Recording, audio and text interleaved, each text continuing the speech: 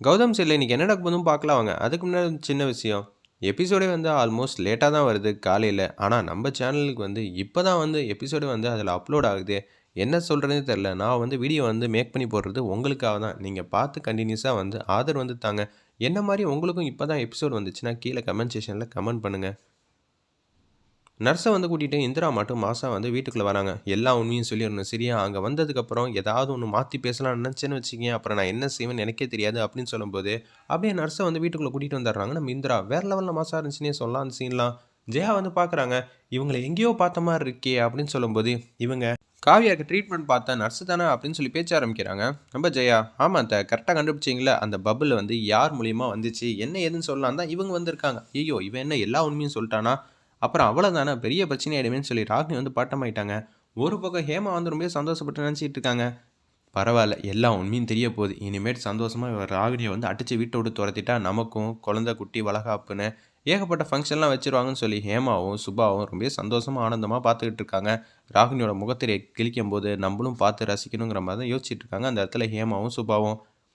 ஏய் சொல்றி, நீ சொல்ல முடியா இல்லையா அப்படின்னு சொல்லும்போது, அக்கா பாத்தியா உருட்டி மிரட்டி கூட்டின்னு வந்திருக்கா அப்படின்னு சொல்லி ராகினி வந்து பர்ஃபார்ம் பண்ணுறாங்க. ஏங்க இன்னும் கொஞ்சம் நேரத்தில் உங்களோட முகத்திரையெல்லாம் கிளிய போகுது. அதுக்கப்புறம் என்ன அப்படின்னு சொல்லும்போது, ஊர்க்காரங்க ஏகப்பட்ட பேர் வந்திருக்காங்க. இந்திராவோட ஊர்க்காரங்க. அது மட்டும் இல்லாமல் கூட போலீஸும் வந்திருக்காங்க. என்ன ஏதுன்னு பண்ணலான்னு பார்த்தா, பணம் மோசடி பண்ணியிருக்காராம் சுப்பிரமணி இந்திராவோட அப்பா வந்து. அது மாதிரி புகார் கொடுத்து தான் இது மாதிரி வந்திருக்காங்க ஊர்க்காரங்க போலீஸை கூட்டிகிட்டு. என்னது இங்கே வளகாப்பு நடத்தினீங்கன்னா நாங்கள் விட்டுருவோம்மா, எங்களோட பணத்தை வந்து மோசடி பண்ணியிருக்காங்க இந்த சுப்பிரமணி. ஏயா பொண்ணையும் பொண்டாட்டியும் கூட்டிகிட்டு வந்து சம்மந்தி வீட்டில் வந்து ஒளிஞ்சிருந்தேனா நாங்கள் உன்னை விட்டுருவோமா அப்படின்னு சொல்லி கண்ணா அப்பனான்னு திட்டுறாங்க. ஏய் மரியாதையாக இந்த கலவரம் வந்து நடந்துகிட்டு இருக்கும்போதே ஓடி போயிடு, இல்லைன்னு வச்சுக்கேன் நான் உன்னை என்ன பண்ணுவேன்னு எனக்கே தெரியாதுன்னு சொல்லி கஞ்சாடியில் வந்து செமையாக வந்து மிரட்டுறாங்க அந்த இடத்துல. நம்ம ராகினி இதான் சாக்குன்னு சொல்லிட்டு அங்கே சண்டையெல்லாம் நடந்துகிட்டு இருக்கனால யாரும் எதிர்பார்க்குற நேரத்தில் அந்த நர்ஸ் வந்து கொடுக்குன்னு ஓடிட்டாங்க அந்த இடத்துல. ஒரு பக்கம் என்ன ஆச்சு நீங்கள் எதுக்கு இந்த மாதிரிலாம் பேசிகிட்டு இருக்கீங்க, சம்மந்தி அப்படியெல்லாம் பட்டவர் இல்லைன்னு சொல்லி ராமச்சந்திரன் வந்து எவ்வளோ மல்லு கட்டுறாங்க. பாத்தியாக்கா இந்த குடும்பத்தினால இன்னமும் எவ்வளோ வாட்டி அசிங்கப்பட போகிறோன்னு தெரில. ஆல்ரெடி ஃபஸ்ட்டு சந்திரா என்ன அடித்தா, இப்போ சுப்பிரமணி வந்து நம்ம குடும்பத்தையும் வந்து அசிங்கப்படுத்திட்டாங்க. பாத்தியாக்கா நம்ம குடும்பத்தோட மான மரியாதை எல்லாம் காற்றுல வந்து பறக்குது அப்படின்னு சொல்லும்போது, ராகினி சும்மானு இருக்க மாட்டியா, எங்கள் மாமாலாம் இப்படியெல்லாம் பண்ணவர் கிடையாது, அவர் ரொம்ப நேர்மையானவர் அப்படின்னு சொல்கிறாங்க அந்த இடத்துல. என்னது நேர்மையானவரா, எத்தனை லட்சம் ரூபா தெரியுமா மோசடி பண்ணியிருக்காங்க, 40 லட்ச ரூபா கிட்ட பணத்தை வந்து மோசடி பண்ணியிருக்காங்கன்னு சொல்லி ஊர்காரங்கெல்லாம் எல்லாம் சவுண்டு கொடுத்து பேசுகிறாங்க. ஏங்க போலீஸை கூட்டிகிட்டு வந்திருக்கீங்களா, அவங்க பேசுட்டுங்க எதுவாக இருந்தாலும் இப்படி பேசுறீங்க. ஏங்க 40 லட்ச ரூபானா சும்மா போச்சா விளையாட்டா போச்சா, இவ்வளோ பெரிய குடும்பத்தில் சம்மந்தம் வந்து வச்சுக்கணுன்னாலே தெரிஞ்சிச்சு, நீங்கள் சீர்சனத்திலாம் நிறையா கேட்டிருப்பீங்க, அதுக்காக தான் இவர் இது மாதிரி பண்ணியிருப்பாரு. எடா நினச்சிக்கிட்டு இருக்க, என்ன ஓடி ஒளிஞ்சிட்டா உன்னை இங்கேருந்து காப்பாற்றிடுவாங்கன்னு நினைக்கிறியா, பெரிய இடத்து சம்மந்தம் இருந்தால் உன்னால் எதுவும் சாதிக்க முடியும்னு நினச்சியா, தோலை உரிச்சு தொங்க விட்டுருவேன், மரியாதையை அவனை இழுத்துட்டு போடா அப்படின்னு சொல்லும்போது, என் சம்மந்தி எல்லாம் தப்பு பண்ணுறது கிடையாது, நான் வந்து கமிஷனர்கிட்ட பேசணுமா இல்லை எஸ்பிகிட்ட பேசணுமா சொல்லுங்கள், நீங்கள் யார்கிட்ட வேணான்னு பேசுங்க. ஊருக்குள்ளே எவ்வளோ ஜனங்க வந்து இந்த வீட்டுக்குள்ளே வந்துக்கிட்டு இருக்காங்க தெரியுமா, பாதி பேர்லாம் ஃபோன் அடிச்சாங்கன்னா ஒட்டுமொத்த குடும்பம் இங்கே வந்துட்டாங்கன்னு வச்சுக்கோங்களேன், பெரிய பிரச்சனையாயிடும், ரணகலமாயிடும். அதனால அமைதியாக அந்த விஷயத்தை வந்து டீல் பண்ணுறது தான் கரெக்டு. நாங்கள் வந்து என்ன உங்கள் இன்ஃப்ளூயன்ஸ்லாம் பார்த்து பயந்து போகிறவங்கன்னு நினச்சிங்களான்னு சொல்லி இன்ஸ்பெக்டர் வந்து அந்த இடத்துல செம்மையாக ஃபோர்ஸாக வந்து கத்துறாங்க. நியாயம் யார் பக்கம் இருக்கோ அவங்க பக்கம் தாங்க நிற்போம். நீங்கள் எஸ்பிகிட்ட பேசுங்க இல்லை கமிஷனர்கிட்ட வேணான்னு பேசுங்க. 400 பேர்கிட்ட புகார் கொடுத்துருக்காங்க. தலைக்கு 1 லட்சம்னா கூட எத்தனை கோடி ரூபா வந்து இவர் ஆட்டையை போட்டிருக்காருன்னு தெரில. இதுதான் இவருக்கு ஃபஸ்ட்டு ஸ்டார்டிங்கில் வந்து திருடியிருக்காரா இல்லை ஏகப்பட்ட பேர் வந்து இனிமேட்டு புகார் கொடுப்பாங்களான்னு தெரியல. அதனால எல்லா ஊர்லேயும் வந்து விசாரிக்கணும் இவரை பற்றி. எத்தனை ஊரில் வந்து கையாடல் பண்ணியிருக்காங்கன்னு தெரிஞ்சுக்கே ஆகணும் அப்படின்னு சொல்லும்போது, என்னங்க நீங்கள் பாட்டு அடுக்கிக்கிட்டே போகிறீங்க, இந்த விஷயத்துக்கும் எங்கள் அப்பாவுக்கும் எந்த சம்மந்தம் இல்லைன்னு சொல்லி இந்திரா வந்து மல்லு கட்டுறாங்க இந்த இடத்துல. நம்ம குடும்பத்துக்கு மட்டும் ஏன்டி இப்படி நடக்குதுன்னு சொல்லி சந்திரா வந்து ரொம்ப வருத்தப்பட்டுட்டு இருக்காங்க.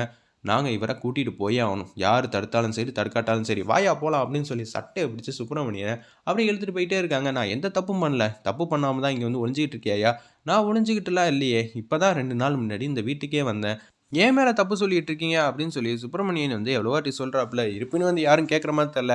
இன்னொரு வாட்டி இவன் ஏதாவது வாயை திறந்து பேசினானா அப்போ நான் அடிச்சுக்கிட்டு இழுத்துட்டு போகிற மாதிரி இருக்கும், மரியாதை ஏரியா அப்படின்னு சொல்லி வண்டியில் தூக்கி போட்டுட்டு சுப்பிரமணியனை அப்படியே அங்கேருந்து போலீஸ்லாம் வந்து கடந்து போகிறாங்க.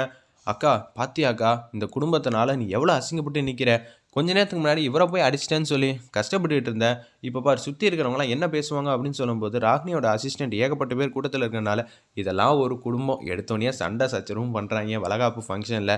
ரொம்ப நாள் கழிச்சு இந்த வீட்டில் வந்து வளகாப்பு நடந்திருக்குன்னு பார்த்தா ஆல்ரெடி சம்பந்திங்களுக்கு 2 பேருக்குள்ள மான மரியாதைலாம் போற அளவுக்கு அடிச்சுக்கிறாய்ங்க. இப்ப என்னன்னா போலீஸ் கேஸ் அது இதுன்னு வருது. ஒரு வீட்ல ஒரு ஃபங்ஷன் நடத்தணும்னா, நிம்மதியா நடத்தி சந்தோஷமா வந்து வந்தவங்களுக்கெல்லாம் நல்லபடியா கவனிப்பாங்கன்னு நெனச்சா, இங்க வேற மாரிலாம் நடந்துகிட்டு இருக்கு. இதெல்லாம் ஒரு குடும்பமான்னு சொல்லி ஜெயா முன்னாடி ஒரு சத்தம் போட்டுட்டு எல்லாரும் போற மாரி காட்டுறாங்க அந்த இடத்துல. அந்த பாட்டி வந்து எமோஷனல் ஆயிடுறாங்க. என்ன சொல்றதுன்னே தெரியல. இந்திரா வந்து வருத்தப்பட்டுட்டு இருக்காங்க. அவங்க அம்மாவுக்கு வந்து ஆறுதல் சொல்லிட்டு இருக்காங்க. அப்பன்னு பார்த்து மாடியில இருக்கும்போது, இனிமேட்டு வந்து உன் வீட்லேருந்து யாராவது வந்து போயி காப்பாத்துறேன்னு சொல்லி சுப்பிரமணியன் போனாங்கன்னு வச்சுக்கயேன், உன் சொத்தையும் முடக்கிற போறாங்க. என்னடி சொல்ற? என் சொத்த முடக்கிடுவாங்களா? ஆமாங்க்கா. அப்பனா ஒரு 4,00,00,000 குடு, 50,00,00,000 குடுன்னு சொன்னாங்கன்னா, நீ சம்பாரிச்சு வச்ச சொத்தெல்லாம் வந்து அவர காப்பாத்துறதுக்காக சேர்த்து வச்சிருக்க. ஆல்ரெடி இந்திராக்கா ரூ. 1,00,00,000 வந்து செலவு பண்ணியிருக்க. அதுவும் கௌதம் கேட்டதுனால. இப்ப கௌதம் வந்து திருப்பி மாமனார காப்பாத்தணும்.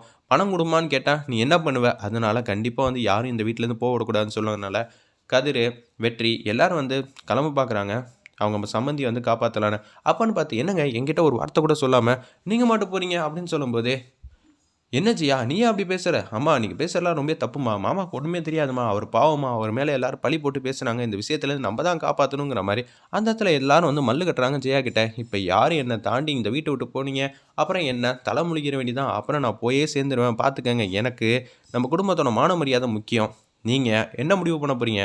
நான் வேணுமா? இல்ல சுப்பிரமணியம் வேணுமா? நீங்களே முடிவு பண்ணிக்கங்க" அப்படின்னு ஜெயா சொன்னனால, "யாருமே எனக்கு வேணாம். நானே பார்த்து மல்லு கட்டிக்கிறேன்" அப்படின்னு சொல்றாங்க. "எனக்கு ஐஏஎஸ் படிக்கிற இந்திரா போதும். கலெக்டர் மேடம் இருக்காங்கல்ல, அவங்கள வச்சு இந்த கேஸ வந்து பார்த்துக்கங்க. அவங்க தான் ஏகப்பட்ட எக்ஸ்பீரியன்ஸ் இருக்குல்ல, உள்ள போயிட்டு வந்த அனுபவம். அவங்க பார்த்துப்பாங்க" அப்படின்னு சொல்லும்போது, கௌதம் வந்து கடுப்பாகுறாங்க. "தேவையில்லாம பேசுறவங்களலாம் வச்சுக்காதீங்க ராகினி" அப்படின்னு எச்சரிக்கிறாங்க நம்ம கௌதம் அந்த இடத்துல. யாரு கண்ணு பட்டுச்சுன்னே தெரியல. சரிங்க, நீங்க சொன்ன மாரி யாருமே வர வேணாம். நான் மட்டும் போய்க்கிறேன். எனக்கு என்ன பண்ணணும், ஏது பண்ணணும்னு தெரியலனா கூட, என் புருஷன நானே எப்படி இருந்தாலும் சேவ் பண்ணிக்கிறேன் அப்படின்னு சொல்லி, சந்திரா வந்து ரொம்ப எமோஷனலா அழுதுகிட்டே போறாங்க. "அம்மா நான் உனக்காக நான் இருக்கேம்மா. இந்த குடும்பம் வரலனாலும் பிரச்சனை இல்லம்மா. ஏகப்பட்ட விஷயத்துல நான் என்னாலயே சமாளிக்க முடியும்மா. நான் பார்த்துக்கிறேன்" அப்படின்னு சொல்றாங்க. "இந்த குடும்பத்துக்கிட்டேருந்து உன்ன பிரிச்சுட்டாலே போதும். இந்த குடும்பத்த வந்து நில குழஞ்சிய வச்சுருவேன்" அப்படின்னு சொல்லி ராகினி வந்து மனசுலயே கேவலமா நெனச்சிட்டு இருக்காங்க. காவியா வந்து பார்க்குறாங்க அவங்க அம்மா பக்கம். அப்பன்னு பார்த்து ஜெயா வந்து தடுக்குறாங்க. "எதுக்காகடி நீ இங்கேருந்து போற? அதெல்லாம் போக்கூடாதுன்னு" ஜெயா வந்து சொல்றாங்க. "அம்மா இது என் குழந்தம்மா வயித்துல இருக்கிறப்ப, உன்னாலலாம் தனியாலாம் விட மாட்டேன். எப்படி நெனச்சுக்கிட்டு இருக்க?" அப்படின்னு சொல்லி கன்னா பின்னான்னு வந்து கதிர் வந்து உரிமையா இருக்கிற மாரி திட்டுறாங்க. "உனக்கு என்கிட்ட பேசுறதுக்குலாம் நேரம் இருக்கா? நீ ஆல்ரெடி என்னென்னலாம் தப்பு பண்ணிட்டு இருந்த? உன்னெல்லாம் மன்னிச்சு ஏத்துக்கிட்ட மாரி சொன்னதுக்கே இவங்கலாம் வீட்ல இருக்கிறவங்க சந்தோஷப்படுறாங்கல்ல. என்னடா நெனச்சுக்கிட்டு இருக்க? என்கிட்ட பேசி என் கைய பிடிக்கலாம் உனக்கு தகுதியும் இல்ல, தராதரமும் இல்ல." அப்படின்னு சொல்லும்போது தான் ஜெயாக்கு வந்து நடந்ததெல்லாம் கொஞ்சம் கொஞ்சம் ரியலைஸ் பண்றாங்க. அப்பனா கதிர வந்து மன்னிச்சு ஏத்துக்கவே இல்ல போல இருக்கு காவியா. "என்னம்மா காவியா இப்படியெல்லாம் பேசுற?" அப்படின்னு சொல்லி ஜெயா வந்து பேசி தடுக்குறாங்க. "இந்த அத்தைக்காக நீ இருக்க மாட்டியா? அத்தை நீங்க இந்த வீட்ல நல்லா தான் இருப்பீங்க. ஆனா எங்க அப்பா வந்து அங்க இருக்காங்க. எங்க அம்மா வந்து தன்னந்தனியா அழுதுகிட்டு இருக்காங்க. எங்க தங்கச்சி வந்து ஆறுதல் படுத்திக்கிட்டு இருக்கா. இப்ப நான் எங்க அம்மா கூட மட்டும் தான் இருப்பேன். உங்க கூட இருக்கிறதுக்கு ஏகப்பட்ட பேர் இருக்கீங்க. எங்க அப்பாவ காப்பாத்துறதுக்காக இந்த வீட்ல போனாலும் நீங்க தடுத்துடுறீங்க." கேட்டா வந்து என்னென்னமோ வெட்டி வீராப்பு கதையெல்லாம் சொல்லிட்டு இருக்கீங்க.